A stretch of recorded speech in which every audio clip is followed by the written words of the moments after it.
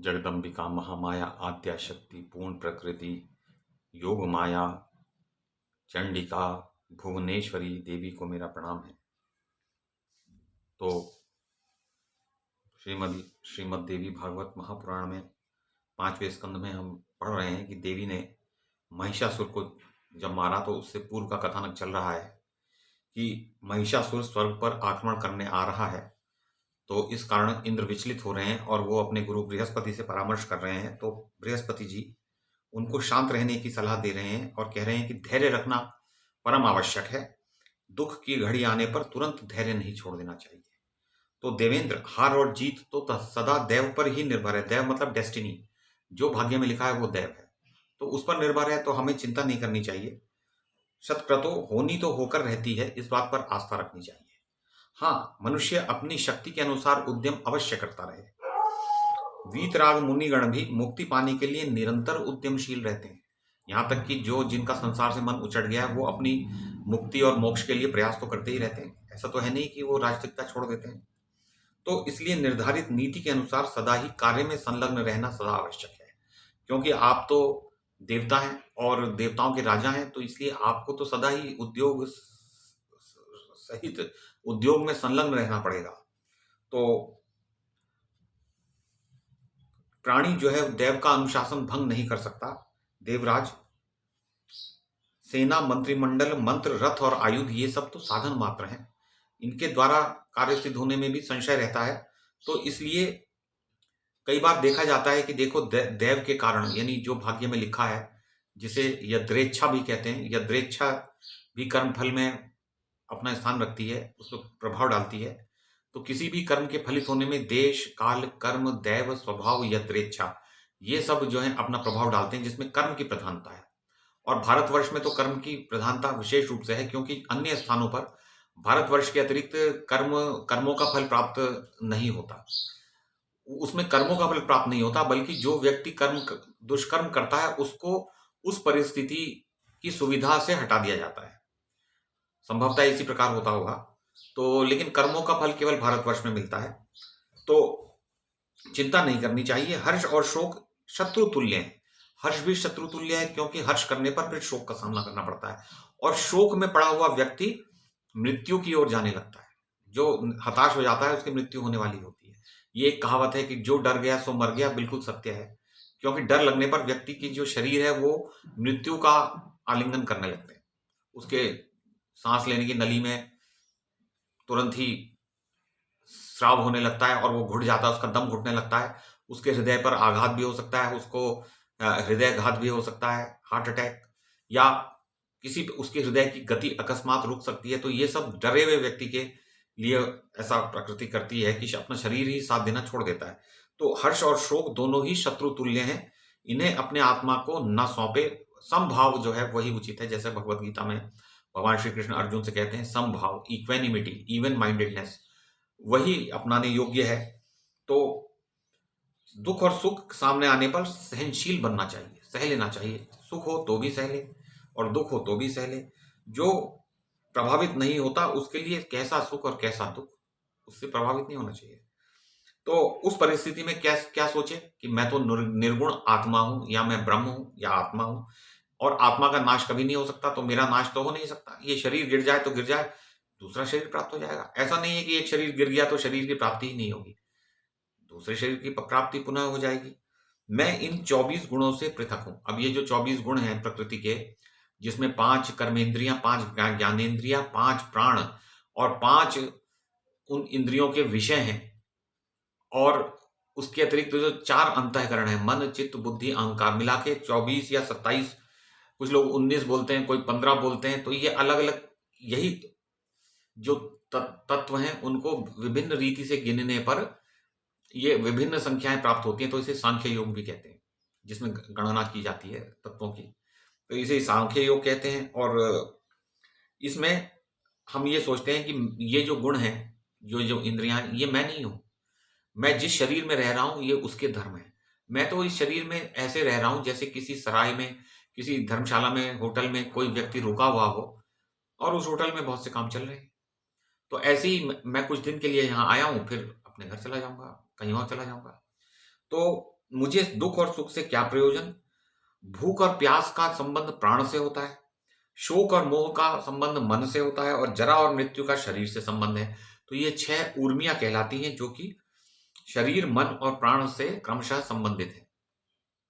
और ये तीनों ही मैं नहीं हूं, ना तो मैं प्राण हूं, ना शरीर हूं, ना मन हूं। मैं तो आत्मा हूं। मैं इन 6 ऊर्मियों से रहित कल्याण स्वरूप आत्मा या ब्रह्म हूं। शोक और मोह ये शरीर के गुण हैं। तो या तो अपने आप को आत्मा माने या ब्रह्म माने, दोनों एक ही बात है। और मैं चिंताओं में क्यों उलझूं? तो मेरा स्वरूप अखंड आनंदमय है। आनंदमय मेरा स्वरूप है और अखंड स्वरूप है। उसमें कोई ऐसा नहीं है कि कोई बंटवारा हुआ है।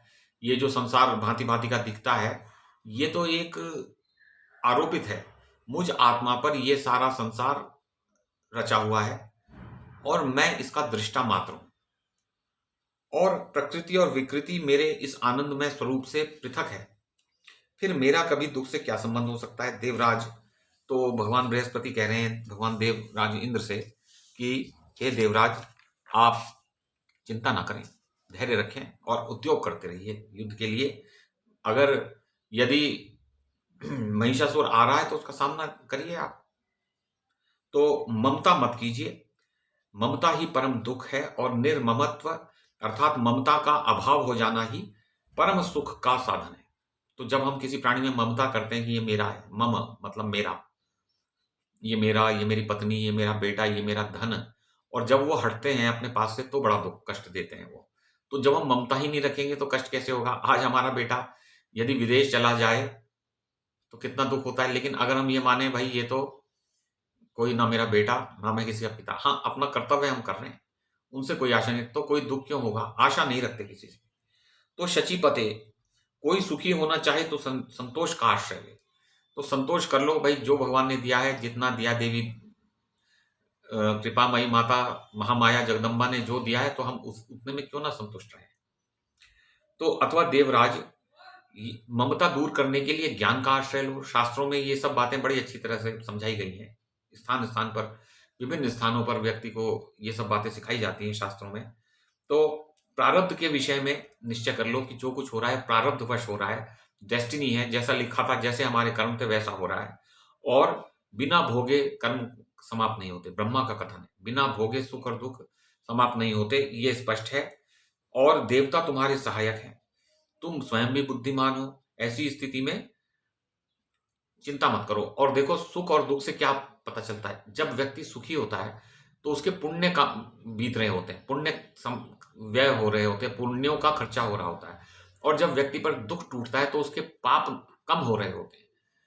तो पाप घट रहे हैं जब दुख पड़ रहा है, और जब सुख आया तो पुण्य घट रहे हैं। तो बताइए, सुख से कौन सुखी होगा और दुख से कौन दुखी होगा, जब हम ये देख लेते हैं।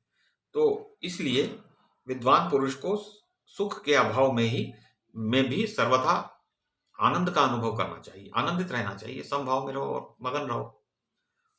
अतएव महाराज, विधि पूर्वक यत्न करने में कटिबद्ध हो जाओ, मंत्रियों से सलाह करो, परामर्श करो, और यत्न करने पर जो होना होगा वो सामने आ जाएगा।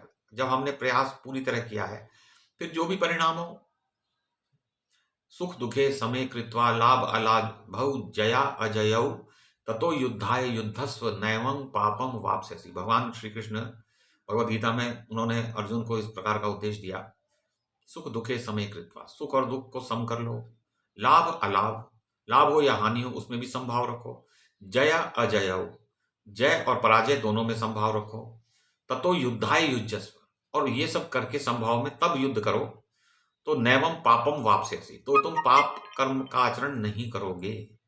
पाप तब होगा जब तुम किसी भाव अभाव में या किसी में हर्ष शोक इत्यादि द्वैत में पड़ोगे तो पाप भी होगा। अद्वैत में रहोगे तो पाप होगा ही नहीं, ना पाप है वहां ना पुण्य है, तो पाप कैसे होगा? तो व्यास जी कहते हैं कि देवगुरु बृहस्पति का कथन सुनकर इंद्र ने पुनः उनसे कहा कि मैं महिषासुर को मारने के लिए युद्ध की तैयारी अवश्य करूंगा, क्योंकि निरुद्यम हो जाने पर राज्य सुख और यश का मिलना कठिन हो जाएगा। तो यश, सुख और राज्य या धन ये उद्यमशील को ही प्राप्त होते हैं। उद्यमेन ही सिद्ध्यन्ति कार्याणि न मनोरथै ततो नहीं सुप्तस्य सिंहस्य प्रविशन्ते मुखे मृगाः। तो एक संस्कृत का श्लोक है जिसमें लिखा है कि उद्यमेन ही सिद्ध्यन्ति, उद्यम से ही ये सारे कार्य सिद्ध होते हैं। कार्याणि न मनोरथ है, केवल मनोरथ करने से कार्य सिद्ध नहीं होते। सोते हुए नहीं सुप्तस्य सिंहस्य, सोते हुए सिंह के मुख में प्रविशन्ति मुखे मृगाहा, उसके सोते हुए के मुंह में तो कोई मृग प्रवेश नहीं करता, उसको शिकार करना पड़ता है, तब जाके उसको भोजन मिलता है। तो ऐसी प्रत्येक व्यक्ति की बात है, ये उद्यमशील होने का रहस्य है। तो मुनिवर, अब मैं उद्यम करूंगा, आप मेरे कल्याण के लिए रक्षोघ्न मंत्र का जप करने की कृपा करें। तो बृहस्पति जी कहते हैं, जाओ भाई, लेकिन मैं एक बात कह सकता हूं, मैं तो करूंगा मंत्र जप, लेकिन युद्ध में परिणाम अनिश्चित होता है। ये बहुत बड़ी कहावत है कि हार और जीत दोनों अनिश्चित रहती है, किसकी हार हो जाए किसकी जीत हो जाए ये कभी पता नहीं चलता। तो इसलिए यत्न करते रहो बस। तो व्यास जी कहते हैं कि फिर उसके बाद इंद्र बृहस्पति के सार गर्भित सत्य वचन सुनकर ब्रह्मा जी की शरण में गए। अब वो ब्रह्मा जी से क्या बातें करेंगे, फिर वो विष्णु भगवान के पास ले जाएंगे या शंकर जी के पास, त्रिदेवों के साथ में फिर क्या सलाह होगी और क्या परामर्श होगा उनका, ये हम कल पढ़ेंगे। भगवती जगदम्बा महामाया आद्या शक्ति परमेश्वरी योग माया पूर्ण प्रकृति चंडिका भुवनेश्वरी देवी को मैं प्रणाम करता हूँ।